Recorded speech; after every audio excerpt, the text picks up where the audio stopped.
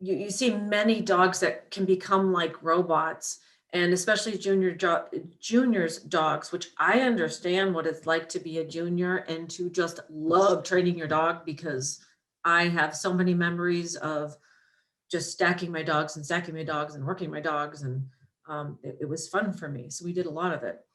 But having other things to train your dogs, so now there's agility. So you can do agility, you Right. can dog, and um, basically, anything you're doing with your dog, making it fun, and the more you do, building that relationship, like you say, Sarah, someone that's doing all these other forms of relationship building, they're really going to have an edge going into the ring.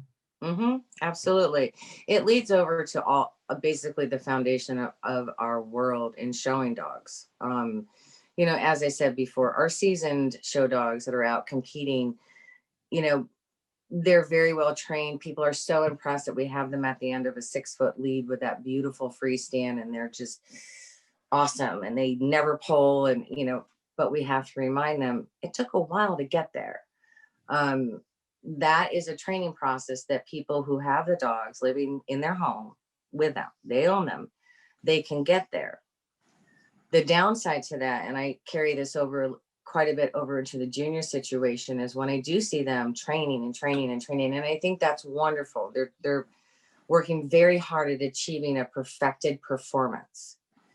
But when you look at the junior or the owner and you look at that dog and you look at their contact, it's all written right there, all over the face, whether they are really connected or not. And it's almost sad sometimes when I see it, where I see owners or juniors get really frustrated because they didn't win or the dog wasn't listening. And most of the time I walk up and go, no, you weren't. You weren't listening.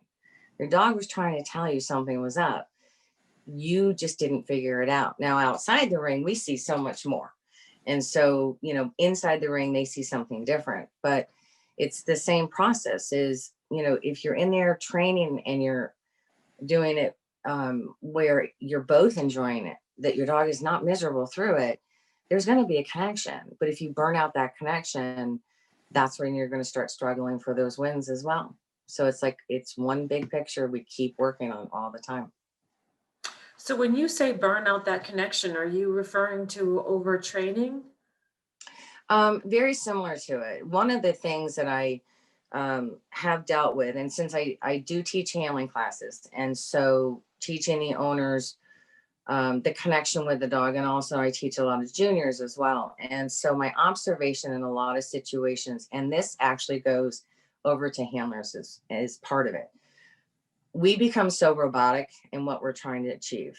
A dog who has been, say, a junior's dog for a couple years, or the owner is showing them for a lengthy period of time and taking them to handling classes and working on that perfection each and every time, you get to a point where the dog does become robotic and the spark starts kind of diminishing.